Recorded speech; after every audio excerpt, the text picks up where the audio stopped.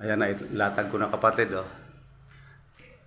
Tatanggalin ko na lang yung receptacle na yan. Diyan ko itap yung, diyan ako kukuha ng source, yung pinaka main ng outlet doon at saka ilaw sa CR.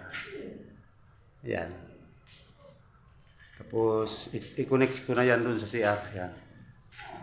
May papuntang CR na rin. Ito papuntang CR yung isa. Ito pababa. Outlet yan papunta rito. Yun outlet. Yan. Papunta dyan. Ito. Tapos dito nakalawit na rin yung sa linya ng ilaw. Kaya na. I-splice ko na lang yan. Tapos junction box, receptacle, okay na. Tapos itap ko dito. Kasi main line itong nandito sa receptacle na to. Junction box na yan, nandyan yung pinaka dalawang light. Itap ko na dyan.